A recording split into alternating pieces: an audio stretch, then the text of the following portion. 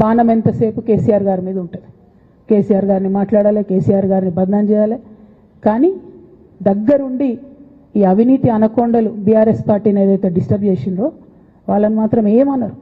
ఈ internal understanding అనేది expose కావాలి. రేపటి నుంచి నేను ఛాలెంజ్ చేసి చెప్తున్నా కదా, రేపటి నుంచి ఏం మాట్లాడతారు తెలుసా? ఈ మొత్తం బ్యాచ్లన్నిటికీ సోషల్ మీడియా బ్యాచ్లు ఉన్నాయి. వీళ్ళందరికీ బాగా చాలా చాలా బ్యాచ్లు ఉన్నాయి.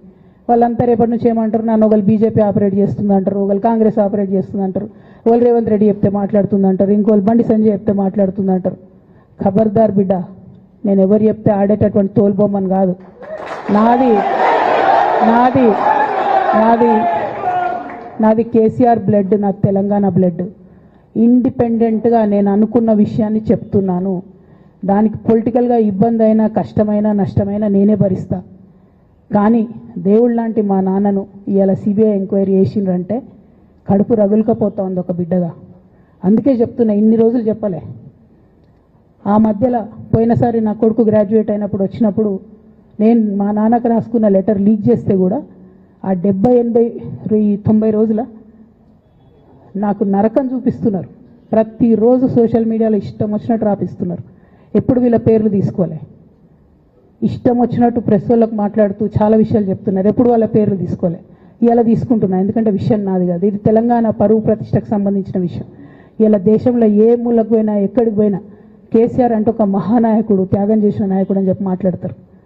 రేపటి నుంచి ఏం మాట్లాడతారు? సిబిఐ ఎంక్వైరీ చేస్తే ఏం మాట్లాడతారు? కేసీఆర్ అంటే సిబిఐ కేసు అంటారు. మా నాన్న పరువు పోతే నాకా బాధ, మీకా? మీకు పైసలు కావాలి కదా, మీకు పేరుతోనేం పని? ఇంకా కూడా ఈ విషయాలు అర్థం చేసుకోకుండా, ఇంకా కూడా ఇటువంటి వ్యక్తుల్ని దూరం పెట్టుకోకుండా ఉంటే ఇక కేసీఆర్ గారి మీద సిబిఐ కేసు వేసేటటువంటి స్థాయికి వచ్చినాక ఏం పార్టీ ఉంటేంది పోతుంది. బీఆర్ఎస్ పార్టీ నాయకులు నన్ను తిట్టుకున్నా సరే, లోకల్ బాడీ ఎన్నికలలో నాకు నష్టం జరుగుతుంది అనుకున్నా సరే, మా నాన్న మీద సిబిఐ ఎంక్వైరీ పడ్డాక ఏముంది, తొక్కల ఎలక్షన్ ఒకటి గెలుస్తారు, ఒకటి ఓడిపోతారు. అసలు ఓడిపోయే పరిస్థితి ఎట్లా వచ్చింది? ఇటువంటి దుర్మార్గుల వల్ల కాదా వచ్చింది? ఆలోచన చేసుకోవాలి కదా. అంటే నా దగ్గర పైసలు ఉన్నాయి, టీవీలు ఉన్నాయి, సోషల్ మీడియాలు ఉన్నాయి, ఏటు పడితే అటు మాట్లాడతామంటే తోలు తీస్తాం చెప్తున్నా నేను. గీత గీసుకుంటాం బిడ్డ.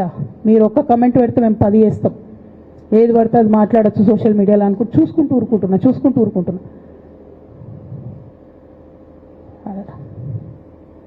పెద్దసారి దగ్గరకు వచ్చినాక ఇక కాంప్రమైజ్ అయ్యేది ఏం లేదు.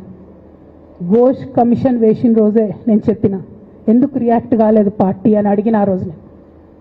నిన్న సిబిఐ ఎంక్వైరీ చేస్తున్నా అని రేవంత్ రెడ్డి గారు అసెంబ్లీలో చెప్తే తెలంగాణ బంద్ ఖాళీ వద్దా, బగ్గుమనొద్దా తెలంగాణ?